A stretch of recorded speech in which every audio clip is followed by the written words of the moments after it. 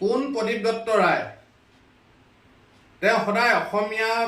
বিৰোধী কাম কাজ কৰি থকা এজন কোন প্ৰদীপ দত্ত ৰায় চৰকাৰে ইমান লাই দি তেওঁক অসমীয়া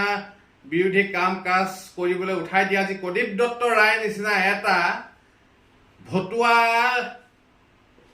কুকুৰে ক'ব পৰা হ'ল যে অসমত কা বলবৎ হ'বই কোন অমুক দল সংগঠন কোন তুমি প্ৰদীপ দত্ত ৰায় বাংলাদেশৰ পৰা প্ৰব্ৰজন কৰা বাংলাদেশী কোন তুমি প্ৰদীপ দত্ত ৰায় অসমীয়া বিৰুদ্ধে তুমি বাৰে বাৰে মন্তব্য দি ইয়াত কা প্ৰযোজ্য হ'ব পাৰিবই বুলি তুমি দম্ভালি মাৰিবলৈ ক'ত সাহস পালা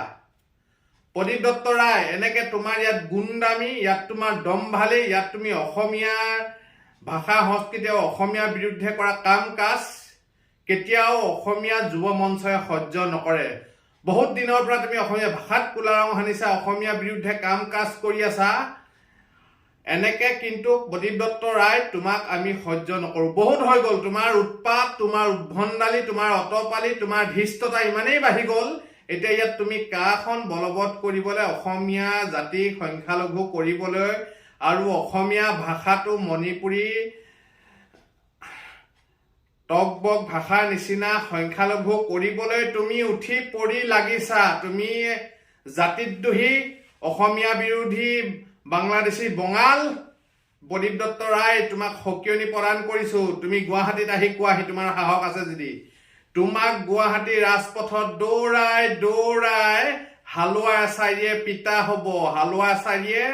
অসমীয়াৰ হালোৱা এছাৰি চিনি পোৱা নাই